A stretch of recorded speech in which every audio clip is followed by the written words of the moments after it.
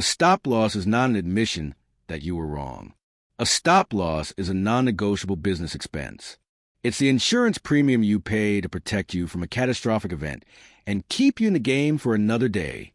A successful trade isn't just one that makes money. A successful trade is one where you followed your plan, regardless of the outcome. Honoring your stop loss is a critical part of a successful trade. Now, let's break down some concrete strategies to build that discipline.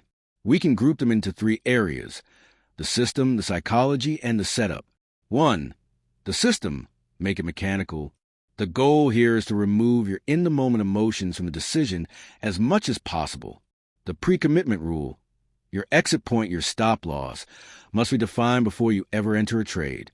It should be a non-negotiable part of your written trading plan for that specific setup. You are not allowed to enter the trade until you know the exact price where you are getting out if you're wrong. Use hard stops. As soon as you enter a trade, immediately place the stop loss order with your broker. Don't just have a mental stop. A hard stop is a real order in the system. The computer has no emotions. It will execute flawlessly on your behalf. The one-way rule. One set.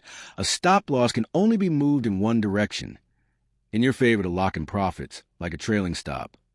It can never, ever be moved further away from your entry price to give the trade more room.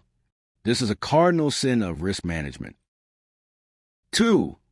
The psychology. Reframe the battle. This is the internal work. You need to change how you think and feel about the act of taking a small loss. Visualize and accept the loss first before you click buy or sell. Take a deep breath. Look at your predefined stop loss level. Calculate the exact dollar amount you will lose if it gets hit. Then close your eyes and genuinely accept that loss. Say to yourself, I am willing to risk this amount to see if my idea is correct. If you feel a knot in your stomach or a sense of panic at that number, your position size is too big. Focus on the process, not the profit. Your goal for the day is not to make money. Your goal is to execute my plan perfectly 10 times. If you execute your plan flawlessly, including honoring all your stops, you've had a successful day, even if you end up with net loss. Profitability comes from a good process repeated over hundreds of trades, not from any single trade. Journal your feelings. Keep a temptation journal. When you feel the urge to move your stop, pause. Write down the exact emotion you're feeling. Is it hope? Fear of being wrong? Greed? By naming the emotion, you take away its power and shift from being a reactor to being an observer. 3. The setup. Adjust the variables. Sometimes, the problem isn't just discipline. It's that your trade parameters are creating too much emotional pressure. Drastically reduce your position size. This is the most powerful tool you have.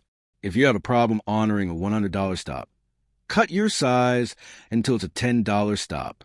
The goal isn't to make money right now. It's to build a habit of honoring the stop.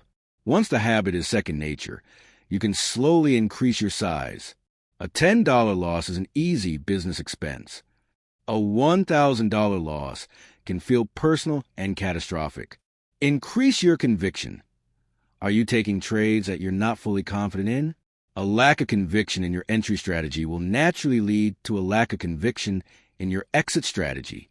Make sure you are only trading your absolute A-plus setups, the ones that meet all your criteria. This will make it easier to trust your plan. Let's start here, as this is a lot to digest. When you find yourself hesitating to honor your stop, which of these underlying reasons feels most true for you? The financial loss of the trade feels too painful to accept?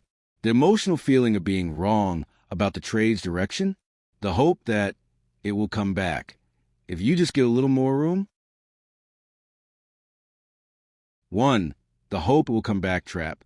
In life, hope is a virtue. In the trading arena, hope is a liability. It is the single most expensive emotion you can have. It turns small, manageable losses into catastrophic, account-ending ones. The men or mind reframe.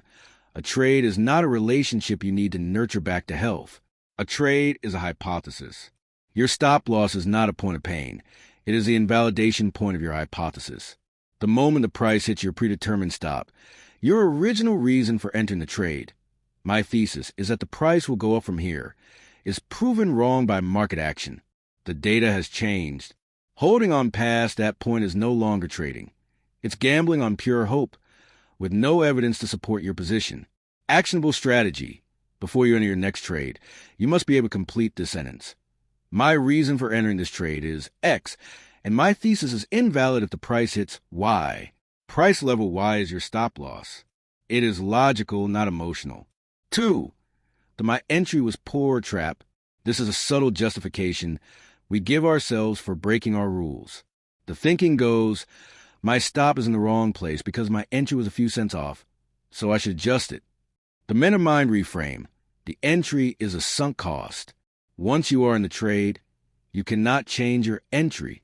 All that matters is your plan going forward.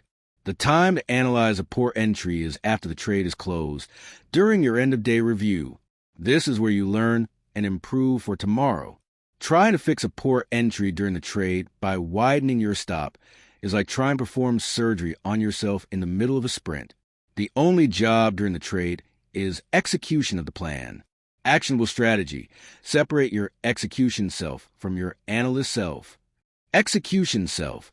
During the trade, your only job is to follow the predefined plan. Place the trade, place the hard stop, and manage it according to your rules. That's it. Analyst self. After the session, this is when you do the postmortem. Review your journal and ask, was my entry time poorly? How can I improve my entry criteria for next time? Learning happens here, not in the heat of the moment. 3. The market maker manipulation trap. This is a trap of externalizing blame. It feels better to believe an invisible, powerful force, market makers, algos, is unfairly targeting you than to accept that the market simply moved against your position. While stop hunts can be a real phenomenon, blaming them robs you of your power. The men of mind reframe. You cannot control the market. You will never be able to, whether it's a manipulative stop hunt or a huge, legitimate order hitting the market is irrelevant. The outcome is the same. The price is moving against you. A professional focuses 100% on what they can control, their own risk. Blaming manipulation makes you a victim. Taking responsibility for your risk makes you a business owner. Actionable strategy. Build noise into your plan. If you know that price can often overshoot a key level by a few ticks or cents before reversing, don't place your stop at the most obvious, paper-thin level. Place it at a structural level that allows for a bit of market noise, but still definitively proves your trade idea wrong if it's hit. You aren't trying to outsmart manipulators. You are simply building a more robust plan that accounts for market volatility.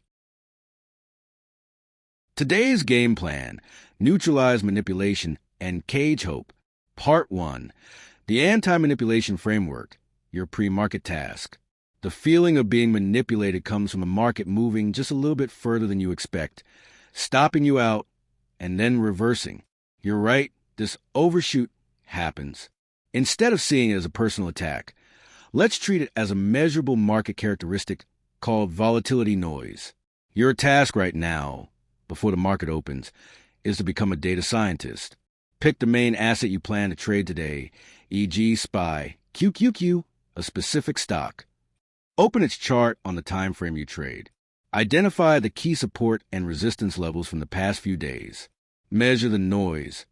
When the price tested these levels, how often did it poke through before reversing? Measure that overshoot. Is it 5 cents? 10 cents? 2 points? Get a real, data-driven average. This number is your volatility buffer. Today, when you determine your stop loss based on a structural level, like below support, you will add this volatility buffer to it.